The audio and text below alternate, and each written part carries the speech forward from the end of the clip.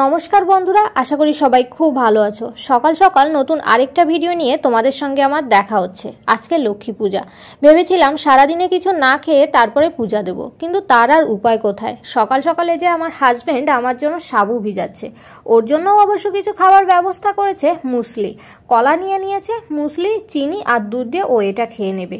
দুধ দিয়ে এটাও অবশ্য কিছুক্ষণ ভিজিয়ে রাখবে, আর যতক্ষণ ভিজিয়ে রাখবে ততক্ষণ আমার খাবারটাও ও মাখিয়ে দেবে। ও যে সাবু ভিজিয়েছিল, সাবুটা হচ্ছে চিনি আর কলা দিয়ে ভালোভাবে মাখিয়ে দেবে। সকালবেলায় দুজন খাওয়ার পরে যাব পুজোর বাজার করতে। পুজোর জন্য অবশ্য কোনো কিছুই আমাদের বাজার করা হয়নি, তো এই যে সকালে ব্রেকফাস্টটা করেই আমরা বেরিয়ে পড়ব। আর এই হচ্ছে আমাদের সকালের ব্রেকফাস্ট। ওর আছে দুধ মুসলি, আর এই যে আমার এই সাবু আর কলা দিয়ে মাখানো।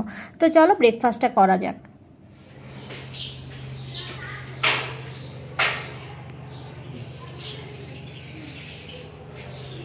এখন এই যে যাওয়া হচ্ছে পুজোর বাজার করতে। পুজোর বাজার করতে অবশ্য আমার সচরাচর ভালোই লাগে। ছোটবেলায় বাবার সঙ্গে পুজোর কেনাকাটা করতে যেতাম ভীষণ উৎসাহের সঙ্গে, কিন্তু ওই যে হেঁটে হেঁটে কেনাকাটা করতে করতে না কিছুক্ষণ পরে সেই উৎসাহটাও কোথায় যেন হারিয়ে যেত। তখন মনে হতো আর বাবা কত কেনাকাটা করবে, এখন বাড়ি যেতে পারলে হয়। মায়ের পুজোর বাজার করতে এসছি আর মাকে দেখাবো না তাই কি হয়? এই দেখো লক্ষ্মী ঠাকুরের মূর্তি, কত সুন্দর লাগছে না দেখতে। এজন্যই তো সকলে বলে মুখটা হয়েছে একদম মা লক্ষ্মীর মতো।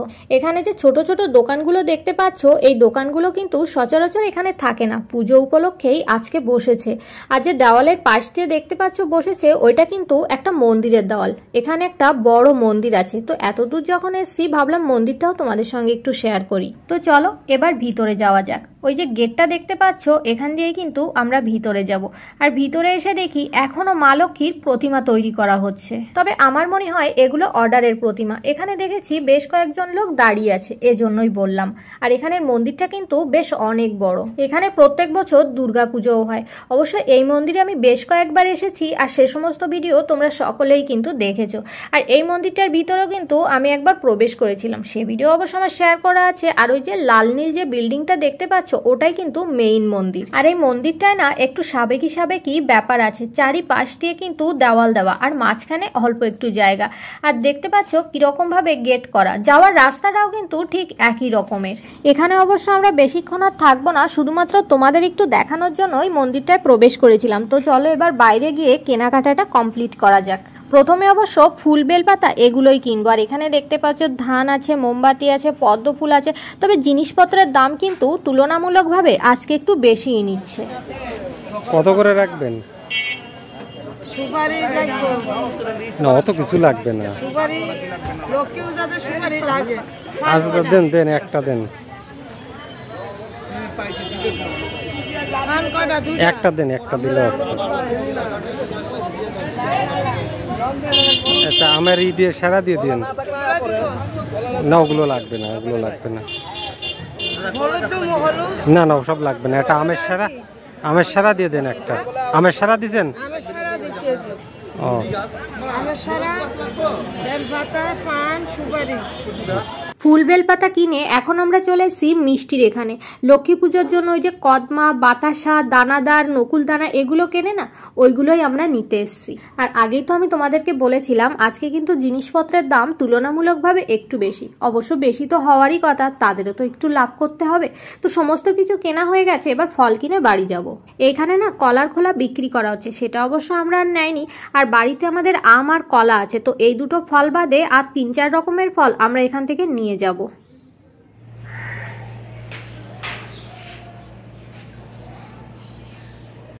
তো সকাল থেকে তো তোমাদের সামনাসামনি এসে আমার আর কথা হয়নি, তো এখন কথা বলছি। ঠাকুরঘরের যে জিনিসপত্রগুলো ধোয়ার বাকি ছিল সেগুলো আমি ধুয়েছি। আর এই যে ফুল নিয়ে আসা হয়েছিল, তো ভাবছি এগুলো বের করে দেখি এর ভিতরে কি কি আছে, আর মালা যদি গাঁথা লাগে তাহলে মালাও গাঁথবো। তো সেজন্য এই যে এখন বসেছি এগুলো বের করার জন্য।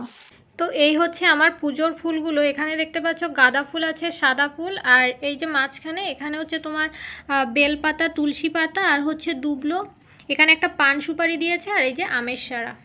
তো এই ফুলগুলোতে আমার হয়ে যাবে, কারণ আমার মন্দিরটা খুব একটা বেশি বড় না।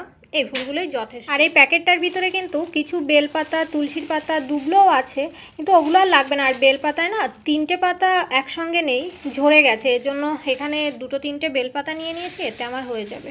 এখানে আমার পুজোর প্রসাদও সাজানো হয়ে গেছে। এখানে আছে চিড়ে, চিনি, কলা, চাল আর 5 রকম মিষ্টি। আর ফলের ভিতরে আছে আখ, আপেল, আম, খেজুর আর একটা মালটা। মালটাটা অবশ্য আমি গোটা দিয়েছিলাম। আর এই যে আম, আপেল থেকে একটু একটু কেটে আমি প্রসাদে সাজিয়ে দিয়েছি।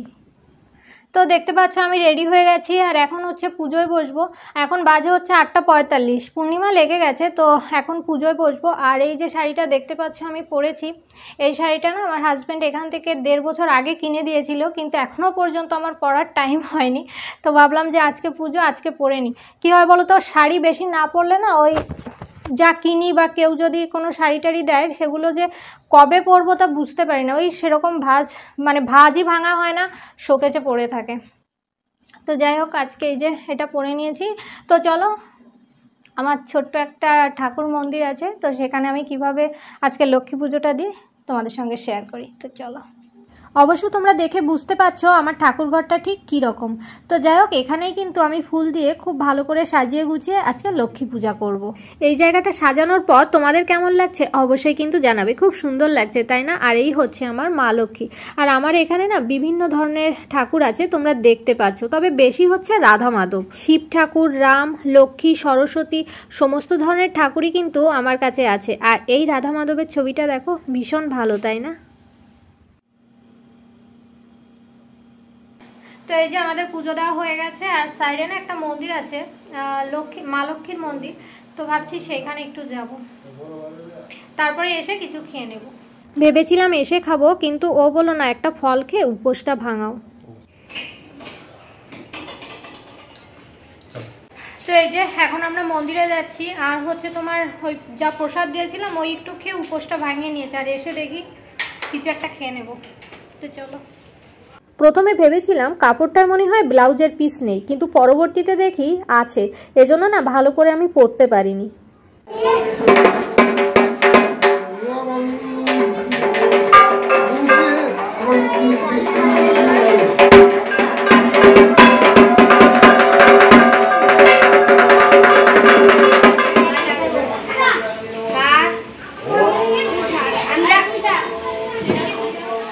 এই মন্দিরটা সাধারণত লক্ষ্মীনারায়ণের মন্দির। এখানে না অনেক বড় করে লক্ষ্মী পূজা হয়, তবে লক্ষ্মী পূজার সঙ্গে সঙ্গে দুর্গা পুজোও হয়, সরস্বতী পুজোও হয়। আর এখানে দেখতে পাচ্ছ অনেক ধরনের প্রসাদ আছে, ভোগ রান্না করে দিয়েছে মাকে। 5 রকম ভাজি, 5 মিশালি একটা তরকারি, মুড়ির মোয়া, লুচি, সুজি, নারকেলের নাড়ু, তিলির নাড়ু, ফল, মিষ্টি, আরও অনেক প্রসাদ আছে এখানে।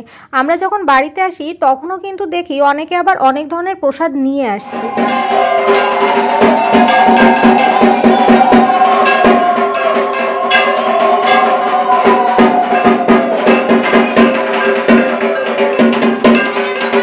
মন্দিরের সামনে এরকম একটা শিব ঠাকুরের মূর্তি আছে, আর আমরা দুজন বেশ কিছুক্ষণ মন্দিরের সামনে বসে থাকি, আর তারপর বাড়িতে চলে যাই। তো এই যে বাড়িতে এসে আমি লুচিটা ভেজে নিচ্ছি, আর ও অবশ্য ঘুগনিটা রান্না করেছে। রাত্রেবেলা আমাদের ডিনারে আছে লুচি আর ঘুগনি, তবে ও অল্প করে ভাত খাবে, কারণ ও রাত্রেবেলায় যা খাক তা খাক, অল্প করে ও যদি ভাত না খায় তাহলে ওর নাকি খুব একটা ভালো লাগে না। আর দেখতে পাচ্ছ ঘুগনিটা কত সুন্দর হয়েছে, এটা কিন্তু ও রান্না করেছে, আর আমি এই যে লুচি কয়টা ভেজেছি। তো চলো রাতের ডিনারটা কমপ্লিট করি, তারপরে তোমাদের সঙ্গে আমার আবার দেখা হচ্ছে।